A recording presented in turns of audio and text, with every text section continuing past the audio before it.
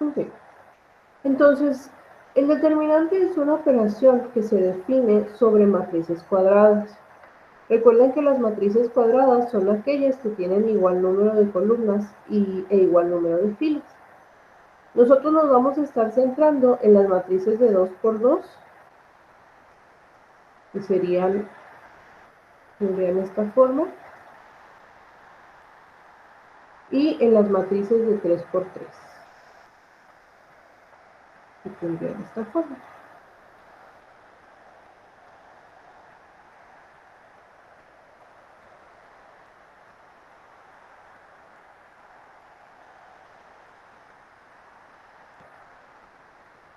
En cada una de estas matrices, ya sea de 2 por 2 o de 3 por 3 o incluso las matrices de orden superior, 4 por 4, 5 por 5, el determinante es una operación que nos va a dar como resultado un número. Entonces, el resultado de este determinante, como es una constante, es un número, pues va a poder ser positivo, negativo o incluso cero. Dependiendo del contexto donde se interprete o donde se esté aplicando, el hecho de que el determinante sea positivo, negativo o cero va a tener algunas implicaciones. Pero volvemos, eso ya depende del enfoque o del contexto en el cual estemos aplicando la operación, ¿sí? Vamos a empezar con el determinante más sencillo, que es el determinante de 2 por 2. Para indicar que se está calculando un determinante, la matriz se escribe entre unas así barras como tipo valor absoluto. Entonces, esto me indica que se está haciendo la operación de determinante.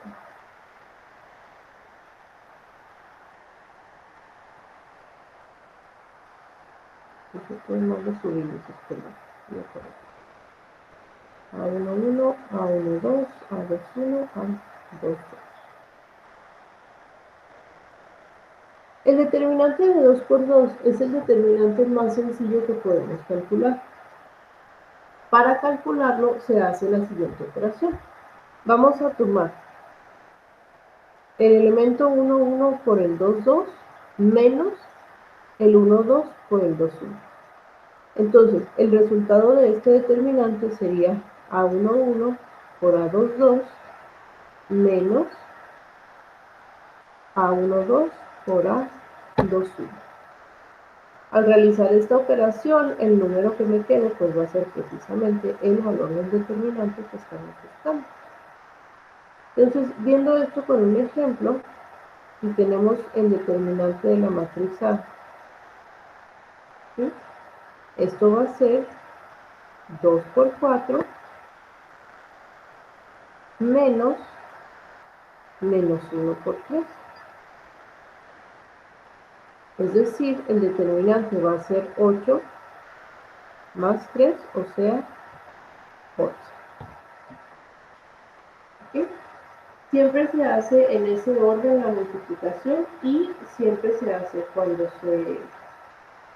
se hace la diagonal de derecha a izquierda, el resultado es negativo. ¿Sí? O sea, más bien se multiplica por el número. El determinante de 3 por 3 se puede calcular mediante dos métodos. Vamos a verlos aquí los dos. Yo la verdad prefiero y voy a estar utilizando el segundo método que veamos, pero el primer método pues también es válido. La desventaja de este primer método que vamos a ver es que solamente se puede utilizar en matrices de 3 por 3, es decir, matrices de 4 por 4, de 5 por 5, ya no se pueden resolver por este método. Entonces, está un poquito más limitado. Bien, vamos a tener entonces una matriz de 3 por 3. Este método se conoce como método de la estrella. Para poderlo utilizar, lo que se hace es lo siguiente. Se va a construir una matriz extendida en donde pongamos la primera y la segunda columna. O sea, las vamos a como añadir aquí a la matriz.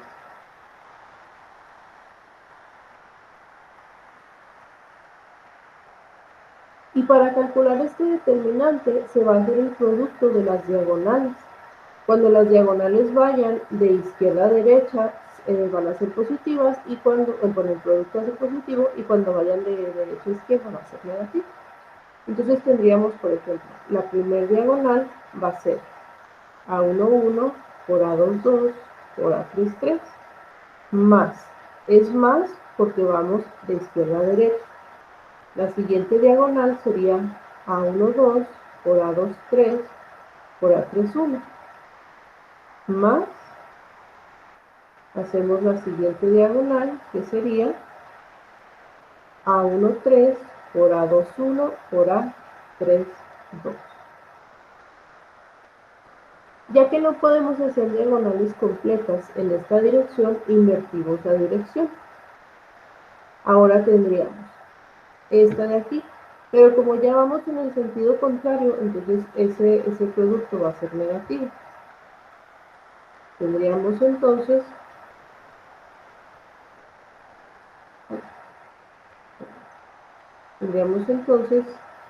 A1, 2 por A2, 1 por A3, 3 menos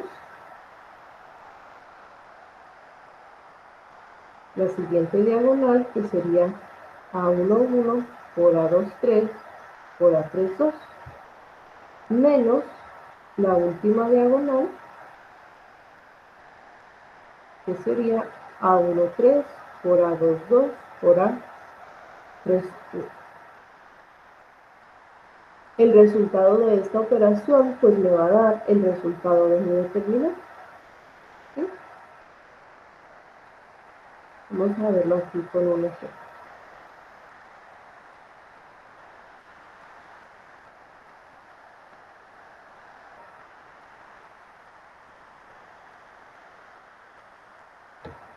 Al calcular este determinante de 3 por 3, pues lo primero que vamos a hacer es, como ya lo hemos dicho, incluir o añadir las columnas 1 y 2.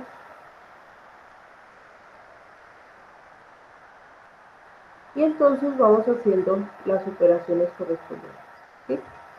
Tenemos la primera diagonal sería 1 por menos 1 por 1 más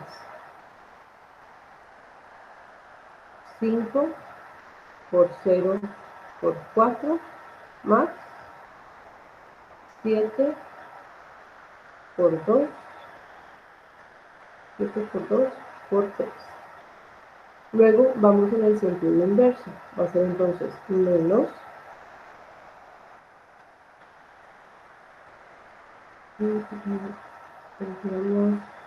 5 por 2 por 1 menos siguiente diagonal 1 por 0 por 3 menos última diagonal 7 por menos 1 por 4. Entonces, pues aquí realizamos cada uno de los productos para luego sumarlos y sacar el valor del determinante. ¿Sí? En este caso tendríamos menos 1 más 0 más 42 menos 10 menos 0 más 28. ¿Sí? Entonces el resultado de esta operación nos va a dar menos 1 más 42 menos 10 más 28, tenemos 59, que es entonces el valor de mi determinante. ¿Sí? ¿Preguntas aquí? No, ninguna. El otro método para calcular los determinantes de orden superior es conocido como método de menores o método de cofactores. En este caso, si tenemos una matriz de 3 por 3, vamos a hacer lo siguiente.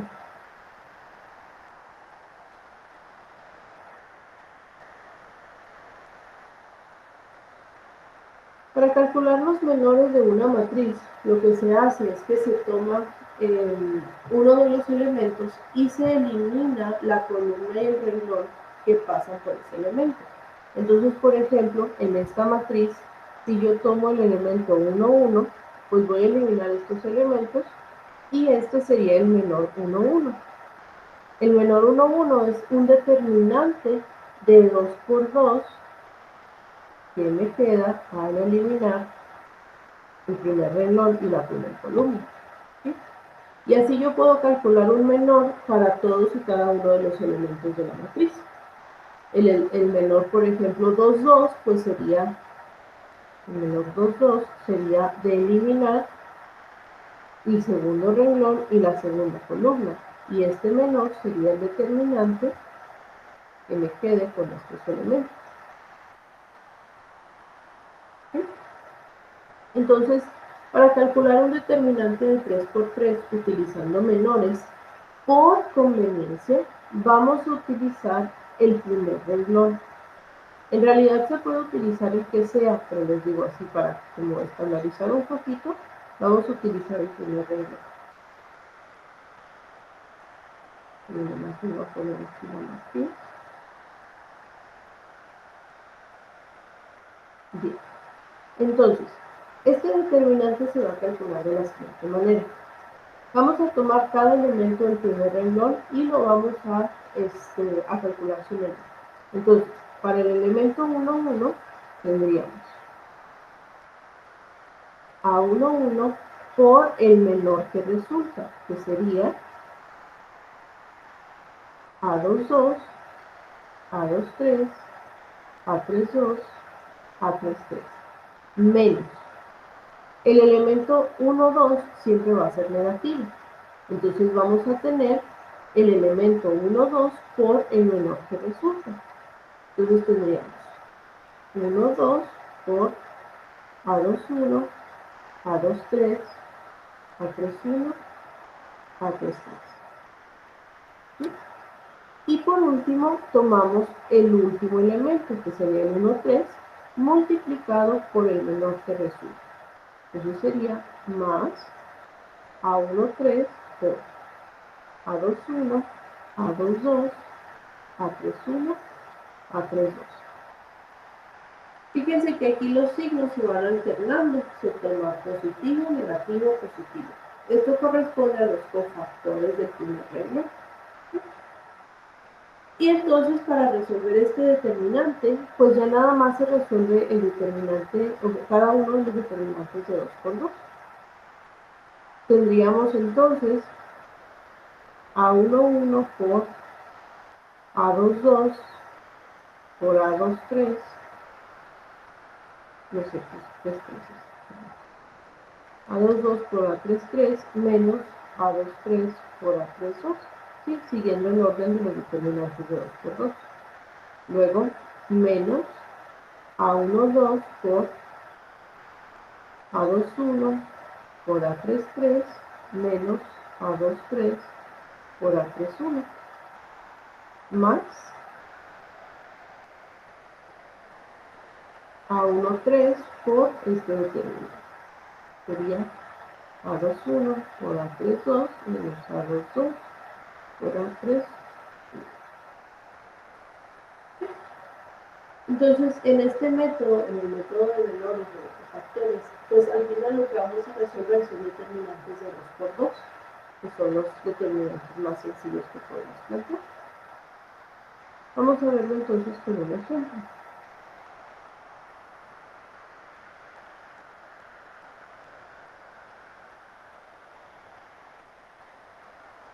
Para calcular este determinante, vamos entonces a calcular cada uno de los menores. ¿Sí? Con el elemento 1, 1, que es el 5, el menor va a ser 4, 3, 1 menos 2.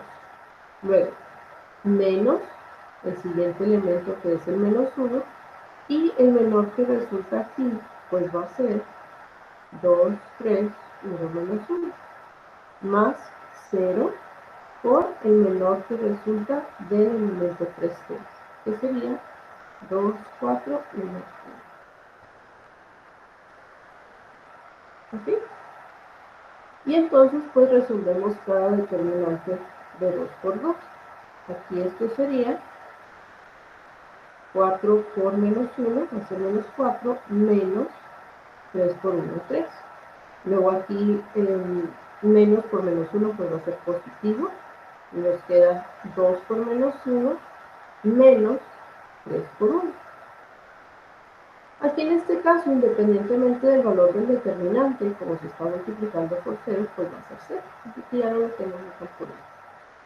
Y esto me quedaría entonces 5 por menos 7 más menos 5. Y el resultado de esto sería menos 40. Y este es el valor del determinante. ¿Vale? ¿Preguntas aquí? Todo bien. Entonces, eso es hablando de matrices y de la operación de determinante, ¿sí? Vamos a ver ahora, o vamos a repasar ahora más bien, algunos conceptos del tema de vectores.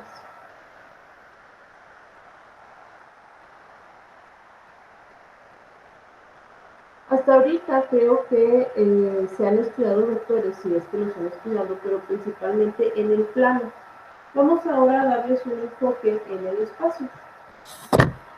Hablando de los vectores en el espacio, estos van a tener tres componentes. Van a tener una componente que corresponde al eje de las X, una en el eje de las Y y una en el eje de las Z. Entonces, un vector, pues lo seguimos representando como un segmento de recta dirigida. Esto quiere decir que pues, es una flecha, ¿no? Este vector generalmente inicia en el origen y va a llegar hasta un punto con coordenadas A, B, C. Entonces, para representarlo en forma vectorial, este vector tiene tres representaciones. Lo podemos escribir como, así como con una flechita encima, y lo podemos escribir en términos de sus coordenadas. También podemos utilizar paréntesis cuadrados para ello, pero paréntesis triangulares, o también podemos escribir el vector en términos de los vectores unitarios y complementarios. Estos vectores son vectores de magnitud 1 que están sobre cada uno de los ejes. Entonces lo que me dice es así como la componente del vector en la dirección de X positiva, la componente del vector en la dirección de Y negativa y la componente en dirección de Z positiva. ¿Sí? Entonces, estas son las tres representaciones que podemos tener para un vector en el espacio. Una de las componentes principales de un vector es su magnitud. La magnitud me indica el tamaño o la dimensión del vector y se le conoce como magnitud o norma, ¿sí? Y esta se calcula como la raíz cuadrada de la suma del cuadrado de las componentes. Entonces cada componente se eleva al cuadrado, se suma, y la raíz de eso va a ser la magnitud del vector. ¿Sí? En el plano, como ustedes se acuerdan, al tener nosotros un vector, podíamos calcular también su dirección, es decir, el ángulo que se formaba entre el eje de las X positivo y el vector. Y este se calculaba mediante el teorema de Pitágoras. Si este vector tenía componentes A, B, pues entonces quiere decir que aquí se formaba un triángulo rectángulo donde uno de sus catetos medía A y el otro cateto medía B. Y entonces para calcular el ángulo o la dirección del mismo, pues se usaba la función tangente con la razón de la componente Y sobre la componente X. Eso era en el plano. Para calcular la dirección de un vector en el espacio, ya no se utiliza un solo ángulo, sino que ahora vamos a tener tres, que van a posicionar al vector respecto a cada uno de los ejes positivos. Entonces, por ejemplo, si tenemos aquí un vector, V, vamos a medir tres ángulos.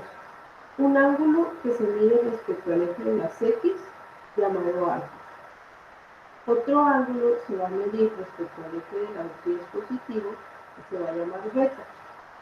y un tercer ángulo que se mida respecto al eje de la z es positivo y se va a llamar gamma. Estos tres ángulos se conocen como ángulos directores y para calcularlos se calculan lo que son los cosenos directores. Entonces, el coseno de alfa va a ser igual a la componente y del vector sobre su magnitud. El coseno de beta va a ser la componente j del vector sobre su magnitud. Y por último, el coseno de gamma va a ser la componente k del vector sobre su magnitud. Entonces, por ejemplo, si tenemos el siguiente vector, que sea ¿sí? Lo primero que calculamos pues es la magnitud del mismo, que sería menos 1 al cuadrado, más 2 al cuadrado, más 4 al cuadrado, y la raíz de esto. Y esto va a ser la raíz de 21. Y así lo dejamos de expresar. Luego, para calcular los ángulos directores, pues vamos a plantear los cosenos directores. El coseno de alfa sería la componente x sobre la magnitud. Entonces, menos 1 sobre raíz de 21. El coseno de beta, pues va a ser la componente y sobre su magnitud. Y el coseno de gamma va a ser la componente z sobre la magnitud.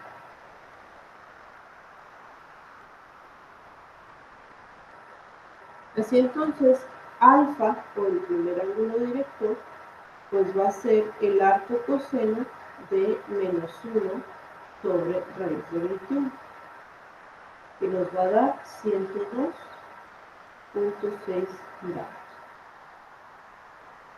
El ángulo beta, pues va a ser el arco coseno de 2 sobre raíz de 21, que nos va a dar 64.1 grados. Y por último, gamma, pues va a ser el arco coseno de 4 sobre raíz de 21, que nos da 29.2.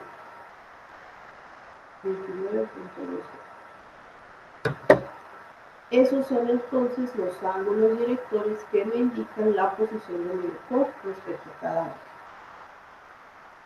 ¿Sí? Además de conocer la magnitud y la dirección de un vector, yo puedo realizar operaciones con él. La primera operación es la multiplicación por un escalar. Un escalar se refiere a un número, sí, o sea, es una constante. Puede ser positiva, negativa, una fracción, lo que sea. Sí, o sea, es un número real. Entonces, si yo tengo un vector y lo multiplico por un escalar, pues lo único que hacemos es multiplicar cada una de las componentes del vector por el número que estamos, por el número dado. ¿Sí? Por ejemplo, si tenemos que v sea 5,-1,7 y tenemos el escalar menos 3, entonces menos 3 por v pues sería menos 3 por 5, menos 3 por menos 1, menos 3 por 7. Esto va a resultar en un nuevo vector cuyas componentes sean menos 15, menos 15,3, menos 21.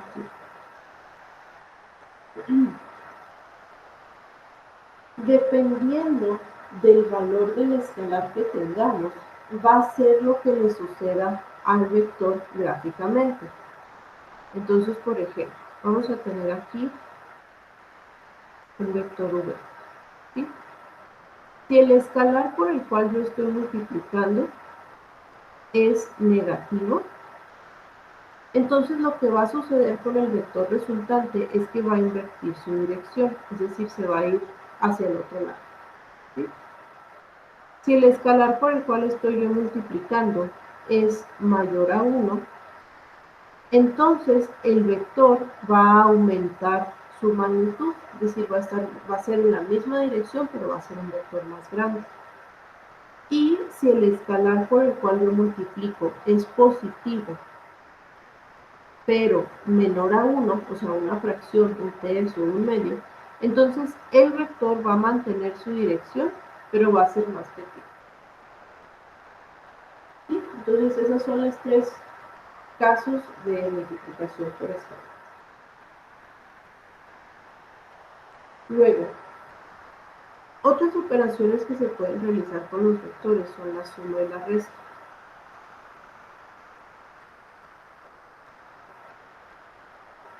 Estas operaciones se realizan componente a componente.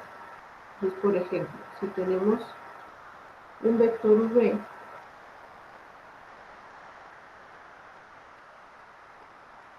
y un vector u,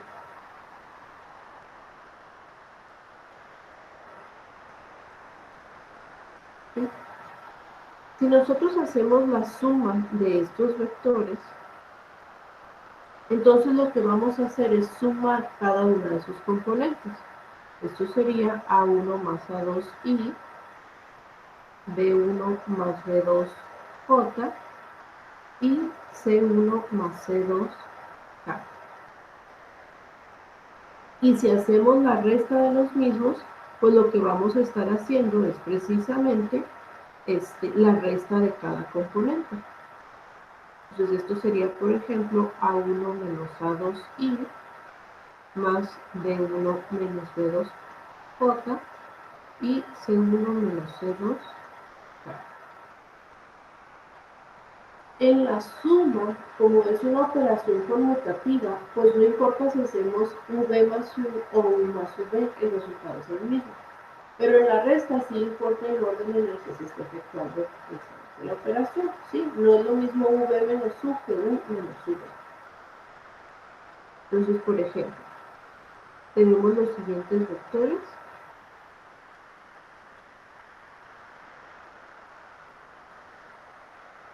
Y v que sea menos 5i menos k. Entonces, si hacemos nosotros la suma de estos dos, tendríamos u más v, pues vamos a sumar componente a componente. Entonces sería 3 más menos 5 i más 2 más 0 j más menos 1 menos 1 k. Entonces el resultado de esta operación va a ser un nuevo vector que va a tener por componentes menos 2i más 2j menos 2k.